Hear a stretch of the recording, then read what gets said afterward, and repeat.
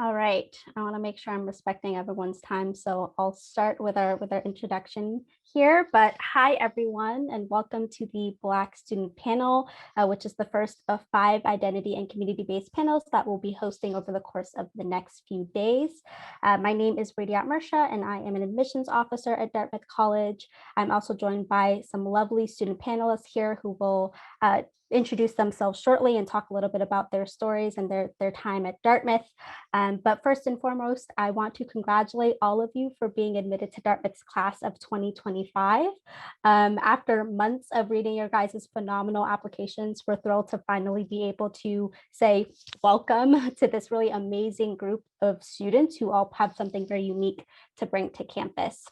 And so we really hope that this event helps you kind of imagine what your life at Dartmouth might look like if you were to call Dartmouth home for the next 4 years. But before we do get into the panel, I do want to take a moment to acknowledge the lives and deaths of George Floyd, Ahmaud Arbery, Breonna Taylor, and we are really committed to equity at Dartmouth. Black Lives Matter, and we're taking this as an opportunity to look inward and continue our work to improve as an institution. We continue to encourage our students, both current and prospective, to think critically, to challenge the norms of your communities, including whichever college you end up calling your home, and to be change makers who shape our world for the better.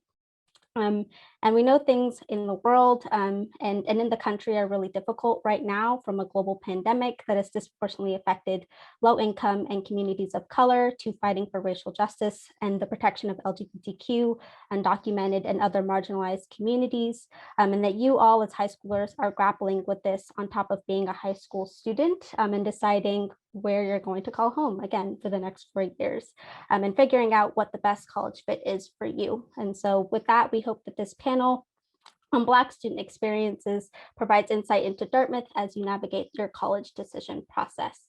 And so I'm going to do a brief 3-minute intro about Dartmouth, but then we want to let our student panelists kind of take it away with their stories. And we do have some questions for them, some of which have been submitted by you guys beforehand. So thank you for those.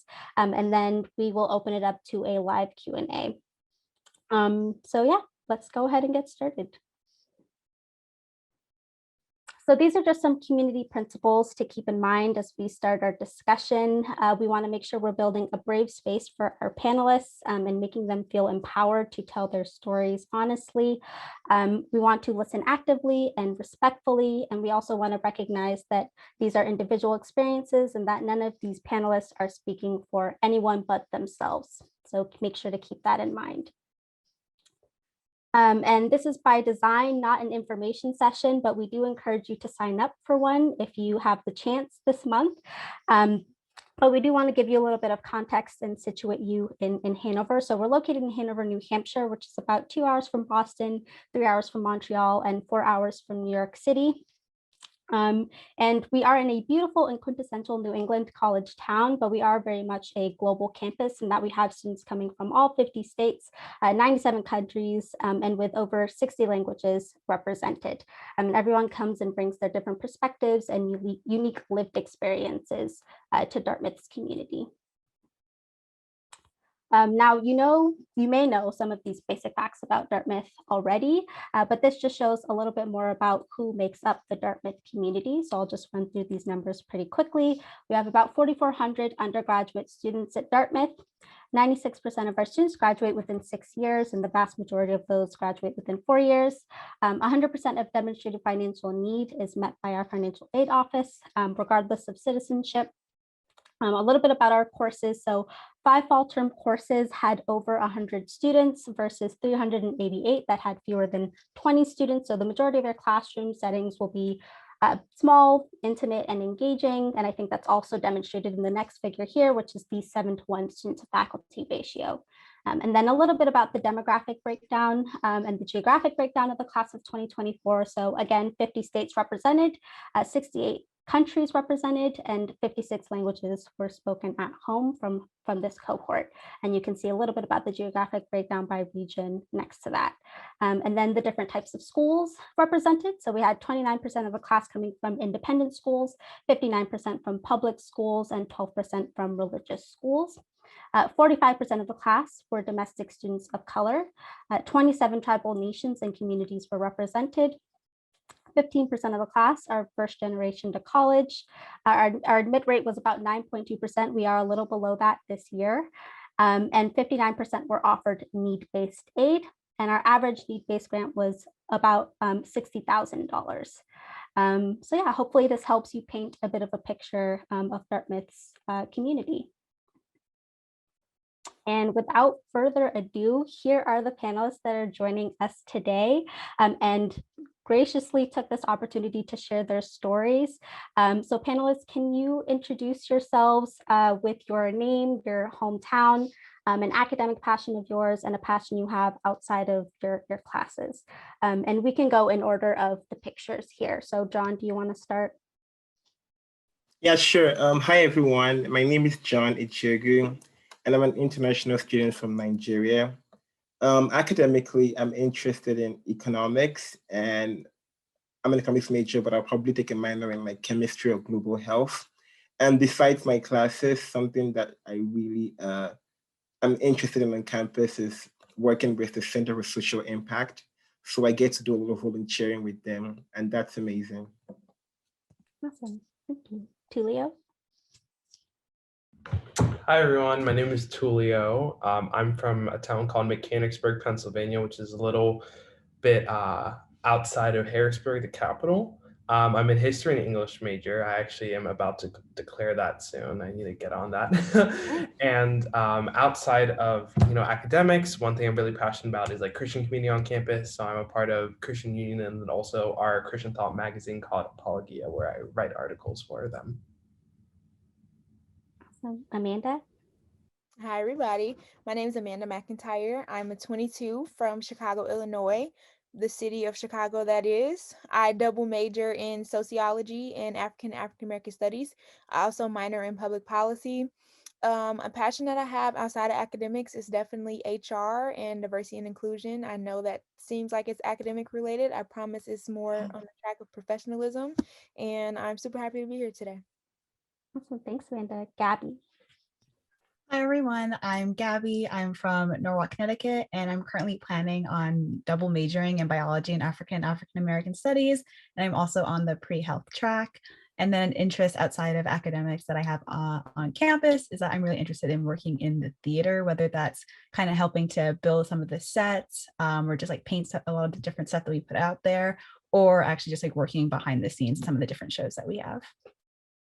All right, awesome. Thank you, panelists. So I'm going to pause this and hopefully everyone can see your lovely faces as we dive into this Q&A.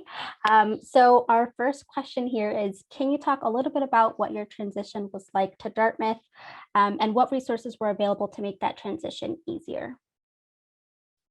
And anyone can feel free to chime in and unmute.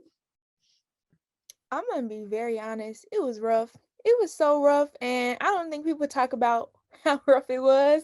When I first got there, I'm like, oh, okay, like I knew PWI, got it. Get it, got it, good. It's not going to be a lot of people that look like me, not a lot of people with my hair. I got that. But for me, it was more so like being in the classroom space. Not a lot of students of color, let alone Black students. So as far as the resources that helped me, and this will come up at a later point in the webinar, definitely Shabazz, which is like the Black house on campus. Opal was also a resource, and even just like the Afro Am, which is Dartmouth's BSU, their events was something that helped me a lot, and just finding community that way and being able to talk to my Black friends about being Black without having to feel Black, if that makes sense. And just having those different safe spaces were definitely resources that I used to my advantage. I can go next. So it definitely was like, overwhelming. It's a different environment. I'm 7 hours away from home, first time away from home. So that was definitely a lot. I actually feel like I had somewhat of an opposite experience than Amanda. I grew up in South Central Pennsylvania, which is overwhelmingly white. And so actually coming here, and yes, Dartmouth is definitely PWI, but my hometown was very non-diverse. That coming here was like a game changer. I had my first fall term, my history professor was Black, and that was like new for me. So that was like a positive aspect. However, mental health was definitely tough, especially the first term. But and then COVID hit my freshman spring, so I had to deal with that. And I think really the community of people around me, especially in like the clubs I'm a part of, really helped because I was able to navigate different aspects of my life with people who had like the same values as me and wanted to, pursue the same goals as me. So I think that really helped. Yeah, I would strongly actually connect with what Tulio was saying in terms of his experience. I know that in my hometown, my area, especially where I went to school, I ended up going to a private school. It was a predominantly white institution, and that was something that I was familiar with. So in my freshman fall, when I did end up taking a class where I had two professors who were Black, it was, it was like a different kind of culture shock, but it was the one that like I know that I definitely needed, and it allowed me to feel a lot more comfortable in a new space in a different kind of setting that I'd never been in before. And through that, I think it allowed me to just feel comfortable to continue making those kind of like steps towards making this connections within people within my own community. So through joining organizations, I know one that really had an impact on like my time at Dartmouth and still to this day is Dartmouth Alliance for Children of Color. I feel like with that, I'm able to connect with the people who are in the organization, like the fellow undergraduates, and we're able to create a really strong community for us, but then also translate that back into the Upper Valley community, as Upper Valley in and of itself is also predominantly white. And so being able to give kind of like that feeling of community that we were able to create at Dartmouth to kids of color in the area was honestly just like a beautiful experience for me. And it's something that I'm happy that we're still continuing like virtually to this day. Yeah, for me, I'd say I came in a bit confused because, well, I'm international and like in my country, it's basically virtually all Black people. So I came in confused about what to expect. But I'd say something that was really helpful was the fact that the upperclassmen kind of actually reached out to me. So I'd like go to the dining on occasions and like I'd sit on my own. Then I'd see maybe a 21 or a 20 walk up to me and they're like, hey, hi. So I really appreciated the fact that upperclassmen who were Black like reached out to me. And I also made use of certain organizations like the Foyeya African Dance Troupe. It kind of like connected me back to my home. So the fact that the upperclassmen reached out to me and these organizations that also made me feel like community were really helpful for me. Awesome, thank you all. The next question here is, what does academic support look like at Dartmouth? And how did you navigate the D plan and the distributive requirements? Gabby, you can go ahead if you want. No, you're good. You can go. Okay. So I feel like I've always been supported academically. People talk so negatively about undergraduate deans. I don't care. I'm running to my dean. I still go to my dean to this day. And like, you're given a first year dean for your first year, and then you get a dean that travels with you the last 3 years. They were super helpful in helping me pick out my D plan. And picking out the D plan, when I first picked, you can change it, of course, but when the one I first picked is the one that I still have today, and it's not something that like I I won't say it didn't stress me out, but it didn't stress me out in the sense that I had people to support me through how to pick different things. And then like once you know your major, you can narrow down your D plan because certain classes are offered certain terms. What I wish somebody would have told me though is not be so focused on finishing the distribs, because now that I'm double majoring, a lot of the distribs that I worked to finish, I could have finished like as part of my major. So I worked really hard my first 2 years to finish my distribs, had no more distribs by sophomore summer, but then realized like, oh, here's an art distrib in my major, here's a lit distrib in my major. So if I hadn't have been so focused on finishing the distribs, I would have actually unintentionally finished the distribs. But you do have support, and it doesn't have to be in the formally from administrative staff. You can also, once you know what you want to major in, and just like upperclassmen mentors, they're always super helpful in telling me what to take, how to get different distribs. I'm not a science girl, so what I should have done was use my first year seminar or my writing 5 to get a science distrib, and that's just advice that I got from upperclassmen after I had already finished. So it's advice that I'm now passing along. So you can get advice and guidance in a way that's not so formal. Yes. Yeah, I think that on that same kind of like topic, I think academic support kind of just like varies as to like whatever you make of it. I think there's like a lot of different resources that are just like out there, and it's up to you whether you take advantage of them. So for instance, undergraduate deans could have been like, you know, like a really strong like place of success for one individual, but it might not have been for another. I know that for me personally, the tutor clearinghouse ended up being like a really strong place for me and being able to just like get academic support in general and like learning, you know, how to succeed in different kinds of classes and what like they would look like and different just like tips and tricks to kind of be able to manage in these classes. And then also just like for navigating the D plan, I think that there's almost like an overwhelming amount of advisors that are offered to you kind of like when you get on campus. You have your undergraduate dean who'll help you. You can have your major advisor, even though you haven't even declared a major yet. So you just kind of have like an academic advisor who's a professor. And there also is like, for instance, for myself on the pre-health track, immediately you're getting an email saying, hi, if you want to meet with like the pre-health advisors, we're here, our doors are open, just sign up, just walk in. That's something that I was able to do. I think I was freshman fall, maybe like week 3, I walked in and we were able to kind of just like plan out what my schedule could possibly look like for my entire time at Dartmouth, because something that I like to do. I like to keep myself like really organized and planned through that. And it's one that I've actually stuck with as well. So it's something that I'm still following to this day. And I think getting that like support so early on really helped me to feel confident being able to say, you know what, I am going to do a double major and be on the pre-health track. Like I'm going to do all this stuff because I was able to take advantage of those resources as they just came out. Like I met with all of these different advisors just so I could know what I'd want to do for my academic kind of career. I guess, sorry, okay, yeah. Personally, I'd say the undergraduate deans and the pre-health advisors were like really helpful for me. But something I'd say also is the detail to which these advisors want to help you. Like I remember my undergraduate dean, she actually helped me select out the particular classes that I was gonna take right from my first term. So it's like you have these advisors who actually help you plan your entire year, but then they also help you pick out the classes and help you pick out like combinations of classes that are not so overwhelming. So they help you figure out your strengths and then tailor your classes towards what actually works best for you.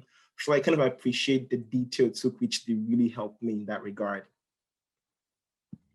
Yeah, I feel like Gabby, John, and Amanda like talked so much about some great resources. So I'm not going to repeat what they said. I think another great resource I know for me has been just the teachers themselves. Teachers are amazing here, or professors here are amazing. They're caring and they're really smart on what they teach on, but they are also always free to talk. You know, I actually just met with both of my major advisors who I'm taking classes with, and one of them I'm taking a class with right now. And they're always like willing to talk either before or after class or during office hours. And so like, if for me, I'm interested in history and English. And I remember in my freshman fall, my professor, who I was talking about earlier, I like asked him, what can I do with history major? And he's like, anything. And he gave me some really good advice, and he's now my history advisor. So our professors are a really good resource, along with, undergraduate deans, and so many more other resources. Awesome. And Tulio, you just touched on this, but I want to ask everyone else, can you tell us a time when a faculty member impacted your time at Dartmouth? I can, oh man. There's a couple different times, but I think one was I'm saying a lot freshman fall because a lot happened freshman fall, but one of the like really impactful things that I still remember today, or to this day, was with my writing 5 professor. I remember there was a time, I was overwhelmed, first term jitters, and I was doing a paper for my writing 5 class, and the rough draft was due. And then the night before the rough draft was due, I realized that someone had already made my entire argument in like one paragraph. So freshman me was freaking out because I'm like, I need this rough draft done. I'm going to get in trouble with my teacher, blah, blah, blah. And the entire next day, I was very nervous, very stressed out, very anxious. And then, I had office hours with my professor and I met with her. And then, I started to talk about my problem, and then I just started to cry because I was just so overwhelmed, so nervous. And I remember my professor, comforted me, told me it's going to be okay. here's what you can do to like work with to change your paper. She gave me an entirely new study that was so helpful. She gave me some new advice. She gave me an extension, and she also gave me help with my mental health. She was like, you have to get enough rest to be able to improve your mental health. And that type of care was something that I still see time and time again with other professors in different modes. So that's just something a story I like to tell with a professor. I can go next.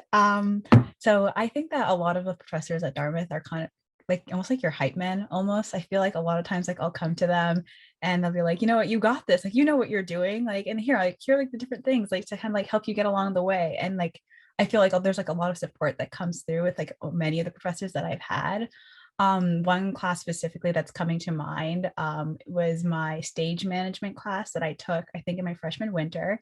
And it was a very, very small class. There was only 4 of us. And it allowed for a lot of just like, one-on-one attention with the professor and being able to kind of like get like, specific details as to how you can make your own project better.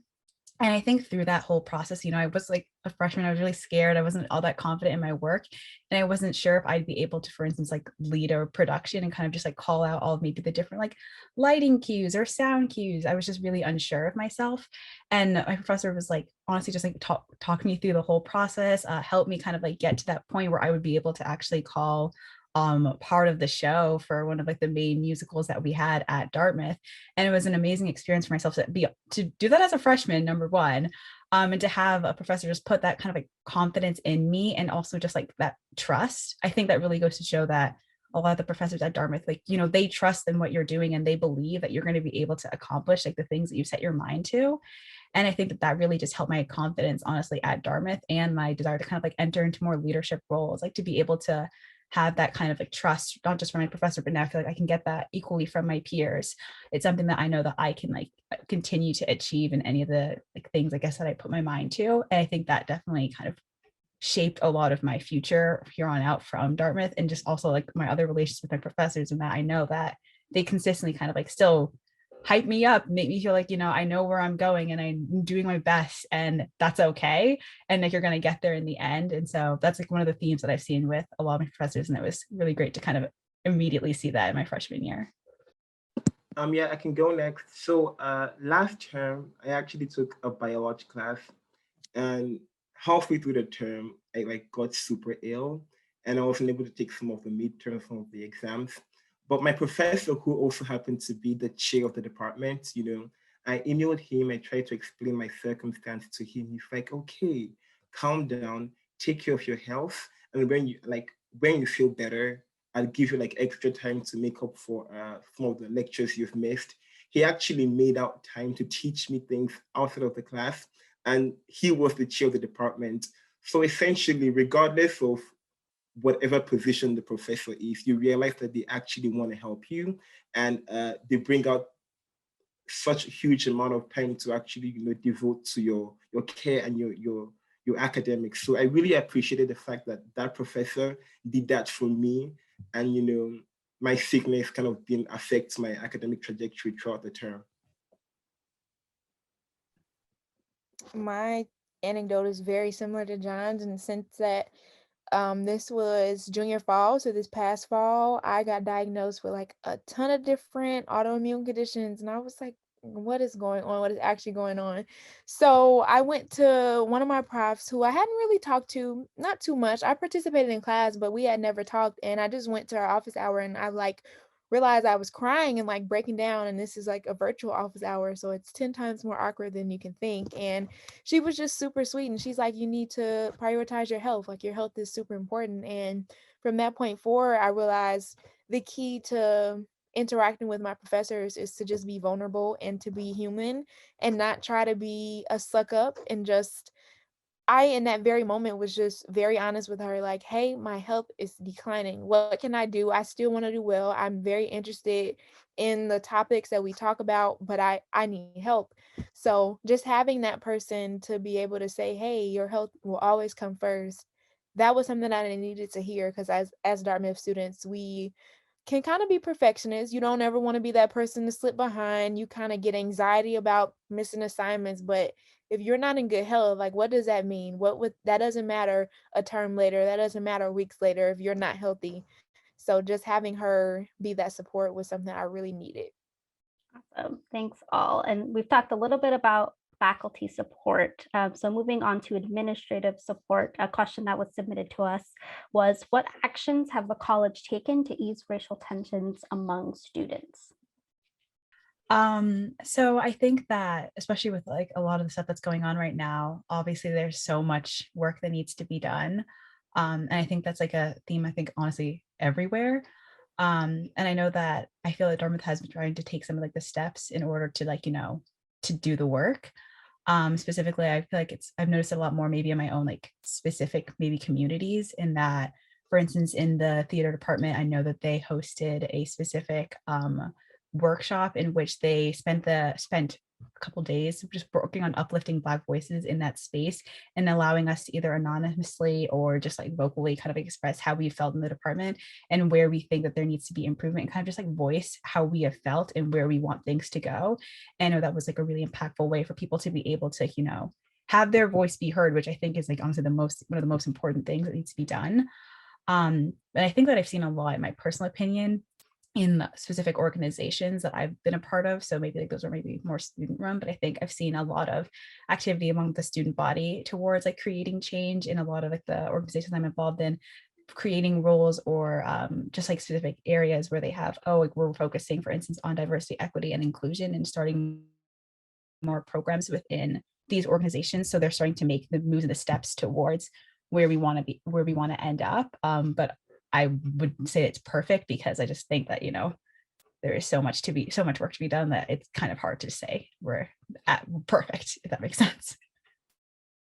Well, I guess this was actually specific to the COVID-19, but I remember when the virus actually kind of like started and Black people are like significantly more affected. So the college actually had this body of like, representatives to talk out issues with regards to how they might affect certain communities. I remember that they actually tried to incorporate, Black people into this committee so that they'd be able to talk about the things that actually affect us. So there's like multiple other instances where within decision-making bodies, the college tries to incorporate like people of color. And I think through this sort of avenues to try to, listen to us, our voices are actually heard. And like Gabby said, there's like more work to be done, but to the best of their ability, I feel the college is doing a lot to, acknowledge racial tensions and try to ease them. Yeah, so I think in some ways the college has done to, kind of confront this issue. I know one thing that they have like striven to do is like get more Black faculty. I know my major advisor is kind of like heading that up soon. So I know there's that aspect, and there's a lot of saying like Black Lives Matters and stuff, but I feel like, and like coming from the administration, but I feel like the roots of that push is from the students and from student organizations. So like my Christian group had like a conversation about racism. My Greek house helped raise funds and like made a new like committee in our house in order to focus on diversity and inclusion. So I think that the brute force of this has been from the students, but the administration has done some things in order to combat this issue.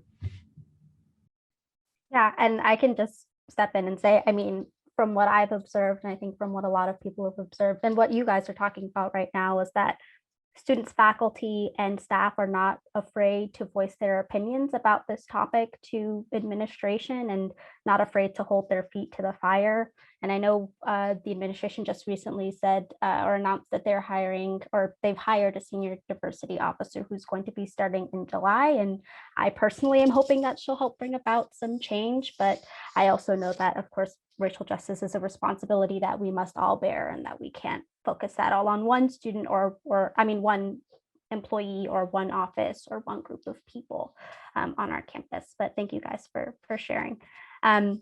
So moving on a little bit to student life. So what are you guys involved in outside of class, and how easy was it to find those resources? And then one student also asked, what is one club that is essential to join as a Black student? And I recognize you all might have different answers, and that's perfectly okay. I can go first again. So some of the different organizations that I'm involved in on campus, I'm a part of Dartmouth Alliance for Children of Color. I think I mentioned it earlier, where we kind of just work with different children of color in the area and kind of just like be mentors and have play dates and just once again just like uplift members of our community. I'm also a part of the Minority Association for Pre-Med students. So just once again trying to uplift our community in the pre-health community and trying to help us kind of just give advice and navigate where we want to go and like how we can get to med school. And I am also involved in a couple other organizations, but just like in terms of like that other question, where it's like, what would be that one organization to get involved with as like a Black student? I think it'd be kind of hard just to say my personal opinion one, but I think the theme that I would probably say that maybe at least this is my idea of like what the theme might be for us, is just one that helps us kind of connect with other members of our community. So whether that is, for me, Dartmouth Alliance for Children of Color, or maybe for someone else, it's Minority Association for Pre-Med students, you want to find a way where you're in a community with people who like understand you and are able to like sympathize and are able to talk about like certain issues that maybe other people might not understand. I think you just want to find yourself a community where you're able to express your true self and express how you feel. And I think for me, like I've personally been able to find that in Dartmouth Alliance for Children of Color. Sorry, it's such a long name. I'm gonna call it DAC. I've been able to find that community through like the executive board that we have there, and being able to just like be vulnerable with each other about some of the issues that we face, some of the issues that we feel that the kids might be facing in town, and what action steps we can take to help them. It's just been allowed me to be a part of such amazing conversations and being able to be a part of like a really supportive community. And so I think that kind of idea of being able to have an organization that allows you to have these kinds of conversations is really important. And I think a lot of these organizations actually reach out to you because they want you to get involved.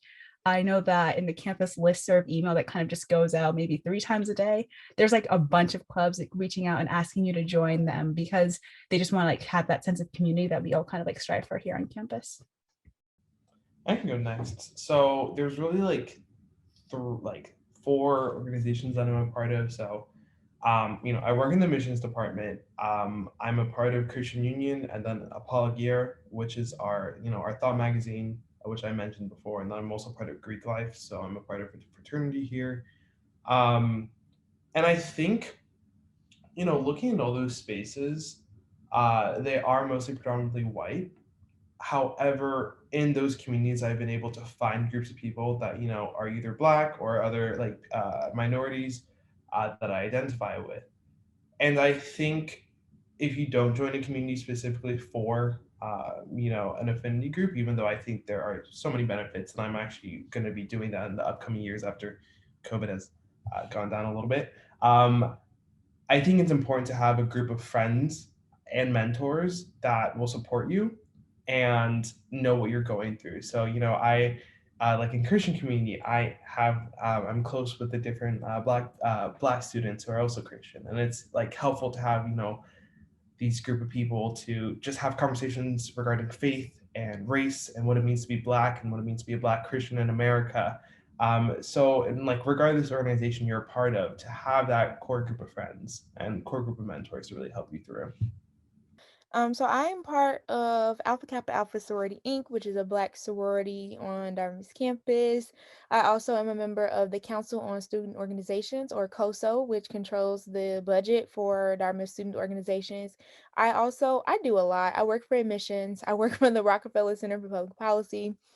I also am part of the Afro-Am, which I mentioned earlier is Dartmouth's Black Student Union. And I mentioned earlier too that I use my organizations as a way to find community, but also as a way to, I'm not just involved in, it's important for me, or it has been important for me, and it still is, not to just be involved in Black organizations on Dartmouth campus, but to be somewhat integrated on Dartmouth campus and like making sure that I'm talking to people outside of Black Dartmouth, because it's super important for me and just not even just for networking, but as far as my college experience, I want to make sure that I'm not just too secluded and not just too far under a rock. So though I do really enjoy being able to be in a Black org with all Black students, it's super important to me. Like I value my other organizations that have students of other demographics in them just as much.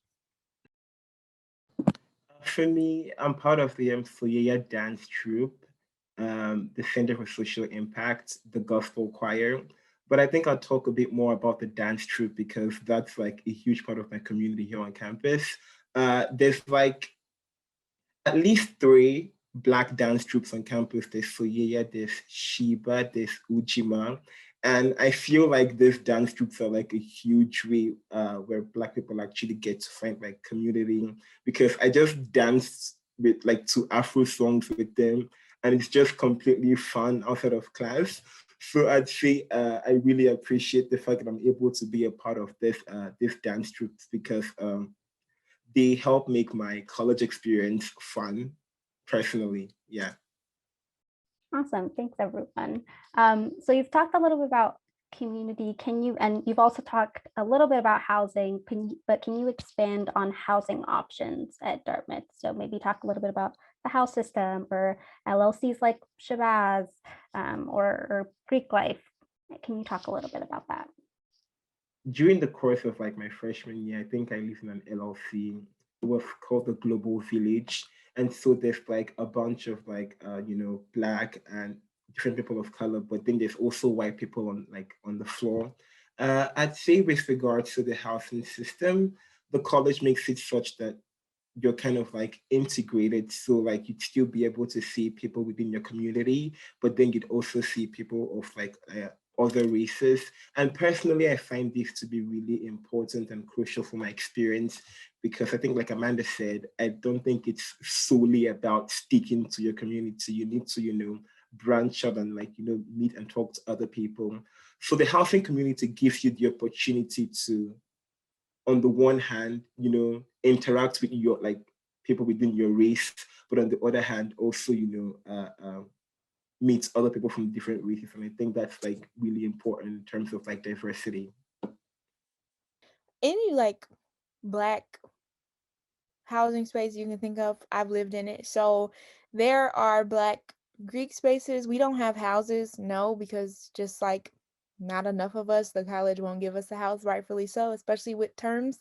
So we do have apartments. I've lived in my sorority apartment, but I also have lived in Shabazz, which is a living learning community. I think there is actually, to me, it's super beneficial to live with Black people your first year. And it's just my personal opinion. I spent a lot of my time in Shabazz my freshman year, and I wasn't officially living there. I was living in another LLC in McLaughlin. I was in the Humanities LLC. Never was there. I was always at Shabazz. To me, it was something about having my core crew and navigating Dartmouth with them. That was something that was super important to me. The house system, I'm not gonna lie, I still don't understand why we have it or what it does. They do a lot of events and stuff, but it doesn't matter. You're still gonna have friends like across the systems. It's not like it's like kind of restrictive in a sense of where you can live, but if you live in an LLC or like find Greek housing, you can find loopholes to not having to live in where your specified house lives. But yeah, like I said, I think it's super important to live with Black people at a certain point, if not your first year, at least some term throughout your Dartmouth career, just to say you did it, because it's like really fun. Like Shabazz pre-COVID would have Sunday dinner where you would sign up for a week and you get to cook dinner for the house. And to me, that's super cool and very fun. And it's something about that culture that I wouldn't have had I not lived there. I know personally for me, I've only lived on campus. However, in this next year, I will be on campus, off campus, and maybe in a Greek space. So there are a lot of different options to live either on campus or off campus. I personally chose to live in a dorm rather than Greek space because I felt like I'm an introvert, so like I needed some space to myself. But yeah, just like from the options I've seen and from what I'm looking at for like sophomore summer or like junior spring, because I'm not going to be on freshman or junior fall or junior winter. So there's a lot of options. Awesome. So one more question I have before we get to the questions that are being submitted to us right now is what's one thing you would tell your 17-year-old self to prepare for your transition to Dartmouth? Oh, the biggest thing I can think of is, girl, you do not need all that stuff you packed. I barely touched a lot of the stuff I packed. And when I'm telling you, you go to, it's all fun and games when you move in the fall, but then you have your family there in the fall, but then in the spring, and I'm just speaking to my personal experience, it was just me who had to pack the room up and put it in storage. So I would tell myself, you do not need all that stuff. I promise you, you don't. I will also tell myself that it's going to be okay. College is scary. A lot of what I'm experiencing is not even Dartmouth specific. It's just college specific in general, especially depending on where you come from. I come from a very big city. It was very weird to be in Hanover and be able to see stars because there's no light pollution, or not hear any sirens, or not hear the hustle and bustle of the subway. Very weird. However, I would tell my 17-year-old self, like, you're going to be fine. You're going to get through it, and you're not alone. And even to the last piece of advice I would give myself is to just be more vulnerable, not just with my peers, but with my professors and also with myself. Be honest with yourself. Life can suck at times. That's okay. You'll get through it. Not all your days are bad, but you owe it to yourself to be honest to yourself and take the time that you need to be okay. I would also tell myself, practice self-care, learn how to say no early on, and don't join all these orgs. Find orgs you care about most, and then spend a lot of time and dedicate a lot of energy into those. You don't need to be in 50 different organizations. On the same kind of like note that Amanda was talking about in terms of like, yes, like, yeah, you want to make sure that you find like your auras, but like don't be afraid to also like try all of like the different kind of like stuff that might be available to you in freshman year. But don't think that because you try it or because you sign your name, you have to stick with it for like the rest of your time. I wanted to like, try a lot of different things when I came to Dartmouth, and because you don't want to like end up seeing all of these different opportunities that you have and then like not take advantage of them, like all of these different things you might not have like been able to be exposed to before. For instance, I signed up to be a basketball manager. I know nothing about basketball, but I was like, you know what? I like managing things. Like, let's give it a go. It wasn't for me. And I was so scared to myself saying, oh no, like, am I going to do this now for the rest of my 4 years? No. I signed up for it in freshman fall, and now I'm no longer in it in like freshman winter. And it's fine. It's expected for you to be trying new things out, especially in your freshman year. That's where you're kind of like learning what you're interested in for organizations. And then you're able to like put in like your like devoted effort towards like the organizations that you become passionate about. Same thing with like your majors and your classes. If you don't really know what you want to study or like what you're interested in, you can just take like a wide variety of classes that are like available at Dartmouth and then like hone your interest in as you go on, and you see, oh, like I like this. For instance, I'd never taken a African American studies class before in my school. We had a very, very limited and set curriculum. And the fact that I was like, oh, what are these new kind of classes that I see here? Like, I've never taken a class in this department before. Like Black theater, that sounds like something I would definitely enjoy. I love theater, and I'm a Black person. Why not? And now I'm an African American studies major because that early on I was able to try something new, and I was like, oh, I'm so interested in this. So take advantage of all of like the different opportunities that come, even if it's something that like, isn't something that you would think that you might enjoy, but you're like, oh, maybe there's a possibility. Just go for it and see if you end up liking it or not. That's something that I would 100% tell myself, because I still need to go skiing at some point in time at Dartmouth because COVID's messing me up. But at some point in time, I need to go skiing. That's one thing that I know I need to tell myself. Yeah, so actually it was really funny when you brought up the basketball management thing, because I signed up for rugby my freshman fall, and then I played one game, got hit in the head by a Norwich University dude, and then I stopped. So like, it's completely fine to not do a club. But something I would tell my 17-year-old self. I actually started college. I'm a young dude, so I started as a 17-year-old. But everyone is in the same boat as you. Everyone has gone in from different places.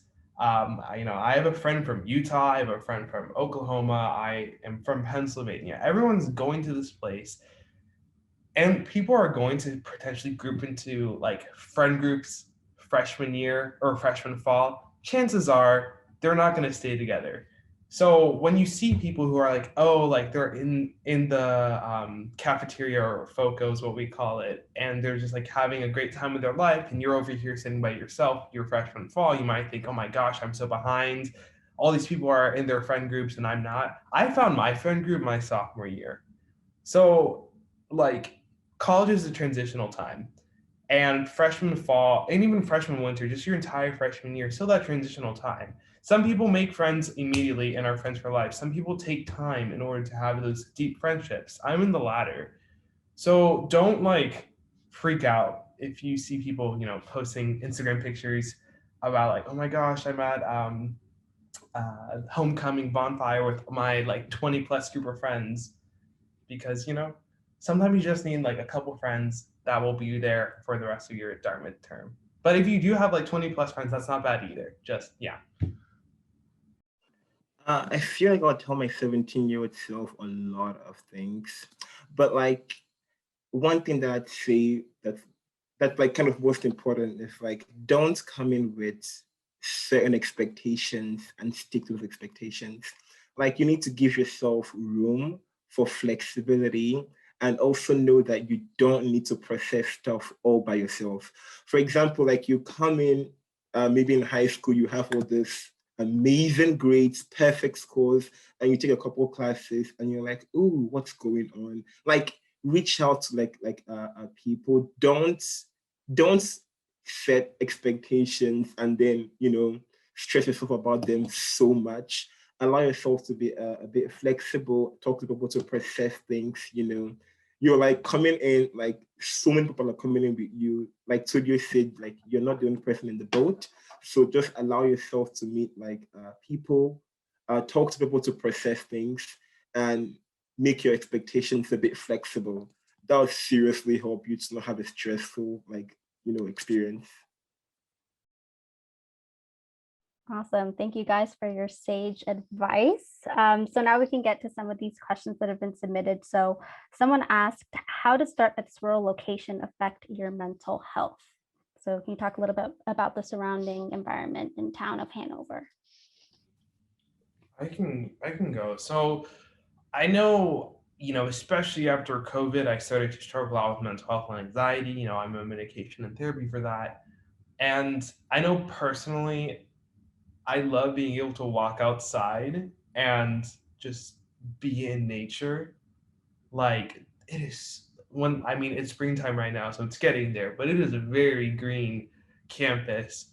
It's so nice to just be able to walk around in the fresh air. Sometimes I walk at night and I can, I think Amanda talked about you can see the stars. I saw a shooting star like two nights ago. And so that, is helpful for me personally. Like if I'm outside, I can like see my anxiety like shoot down. It's like very helpful. So that's just been for me. It's helped being in like such a green area. For me, it's pretty funny, and that I'm actually highly allergic basically to nature. That's kind of how I describe it. Um, and initially I was like, oh, I'm going to somewhere where it's called the woods. Like, where am I going? Like nature. I've never done this before. But honestly, I think being at Dartmouth has allowed me to kind of like enjoy a lot more parts of nature that I honestly just didn't really expose myself to, especially since I'm like 40 minutes away from the city. So like, I'd like to, sometimes go there with my friends, and that was kind of more like my sense of entertainment. If I was going outside, I'm going out to like the city. So I think Dartmouth is definitely like a little bit of like a change of pace in that sense, but I think it allowed me to kind of just like take more time, for instance, to go on like walks, just like walks and just enjoying nature, and maybe like not staying on like the green, maybe, but like walking on like the sidewalk and just enjoying like some of like the different like fall scenery. I'm specifically like a foliage person. So just being able to see that was just like really helpful. And even when I was on campus in fall, when I was during kind of like COVID, being able to kind of just like take walks around the pond and stuff like that, it was like a really calming experience. And it was like helpful even for someone. It was like different ways to be able to get involved in nature and in the woods and the outdoor rural life for someone who isn't really an outdoorsy person. I did trips once and I was like, yeah, this is fun, but I don't really think I can ever go camping again. Like just being in all that nature is a little bit too much.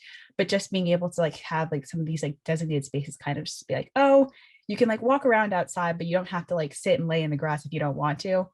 That kind of was like a little bit more my speed. And then there also are just like a lot of things I think that are just happening on campus in terms of activities, maybe with your organizations or just like in town in and of itself, that you can kind of just like get involved in. So you felt there's still like a good amount of things just like going on. Like I feel like every single day, if I wanted to go do something, I'd have the opportunity, there was something that was always like either like around or happening. So I didn't feel like I had to go be in the nature. And I think that also kind of like helped me have like a really good balance between the two, and was able to kind of like keep me sane, and that I didn't have to spend all my time becoming like a nature girl. I could still kind of like enjoy some of like the different stuff that was happening on campus.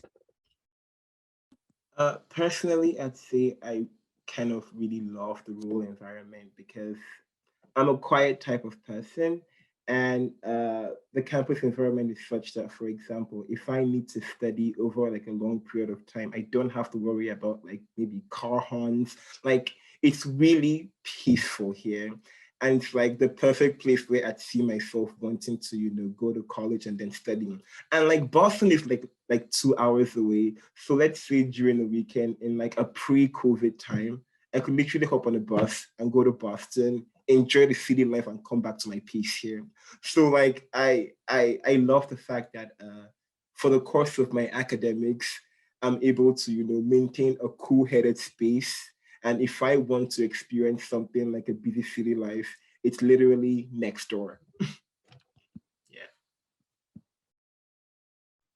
Awesome. So the next question here, and we could just have one person answer or anyone who'd like to, is what is some of the work that the Afro-Am has done on campus, and what is the organization's relationship with the Dartmouth community?